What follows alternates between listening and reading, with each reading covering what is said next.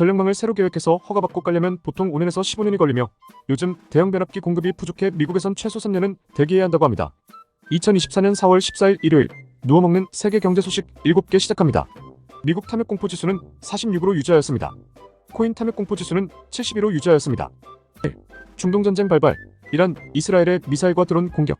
이란이 이스라엘의 주요 군시설에 드론 400대와 미사일 공격, 무인기 수십 대가 출격하였다고 전해졌습니다.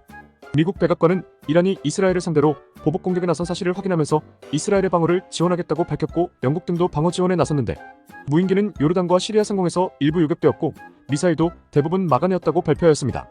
이란은 이후 이것은 이스라엘의 공격에 대한 복수이며 다시 도발한다면 가만히 있지 않을 것이라며 일단락내는 모습을 보여주었는데 이스라엘은 다시 공격이 잠잠해지면 복수를 하겠다고 얘기하여 중동전쟁 흐름은 지켜보아야 할 것 같습니다.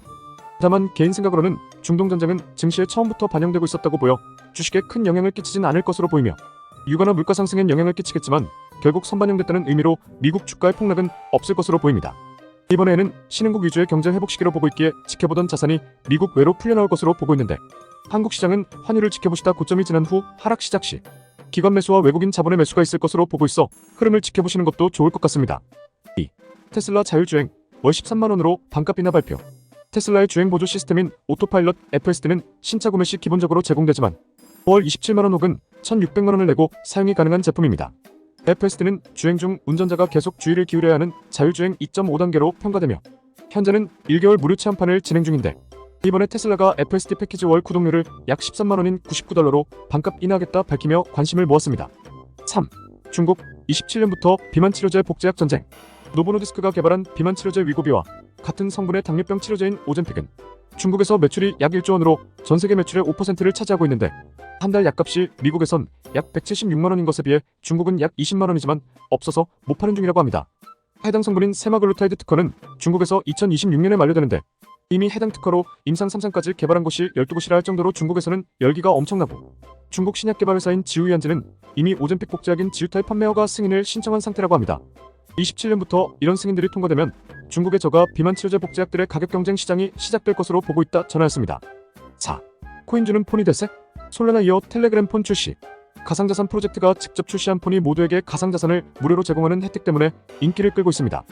텔레그램의 톤 코인을 받는 유니버셜 스마트폰이 인기를 끄는 것인데 배송비 포함 판매가가 18만원임에도 예약 판매 3일 만에 전량 매진이 될 정도로 핫한 상황입니다.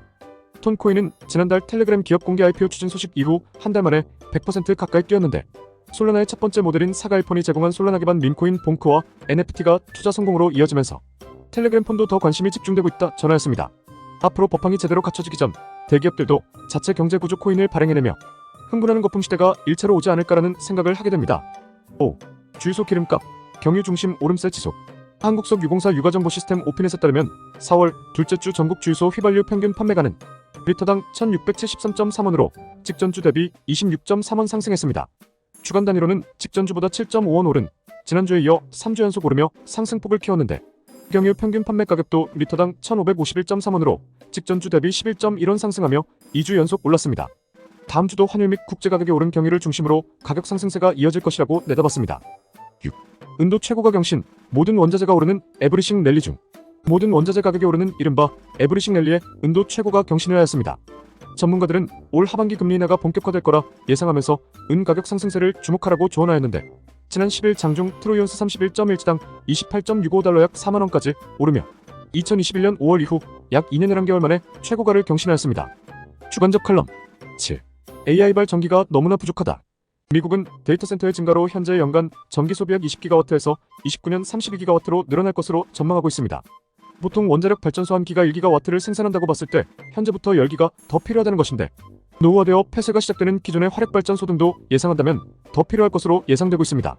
문제는 이밖에 전기를 크게 잡아먹는 반도체와 배터리 공장 등 올해 전반에만 155개의 공장 건설 발표가 될 정도로 활발하다는 것인데 1990년 이후 이렇게 미국에서 대규모 공장 증설이 일어난 적이 없기에 전기 수요는 더 어마어마하게 필요할 것으로 예측되고 있으며 22년 미국엔 2,700개의 데이터 센터가 미국 전체 전력의 4% 이상을 소비하고 있고 앞으로 지어질 몇백 조의 데이터 센터들로 인해 26년엔 6%, 30년에는 7.5%가 될 것이라 전망하고 있습니다. 챗GPT를 검색 엔진과 합치려면 기존 전기의 5배가 필요할 것이다. 라는 얘기처럼 전기의 수요는 급속도로 필요해지고 있는데 외딴 곳에 짓는 풍력, 태양광 발전소는 연결되는 송전망 구축에만 보통 10년 넘게 걸리기 때문에 탈탄소 정책에 맞춰 당장 현실 가능한 전기 생산 방식은 원자력 발전소밖에 없어. 우라늄 채굴을 멈췄던 미국도 재채굴을 시작하고 있다 발표하는 중입니다. 다만 건설 비용 단계부터 세금일지 빅테크일지 전력 만기업일지부터 애매해 시간이 많이 지체되고 있으며 그에 따라 화석연료 발전은 더 급속히 사용되고 있는 게 현실이라고 합니다. 오늘의 한 줄.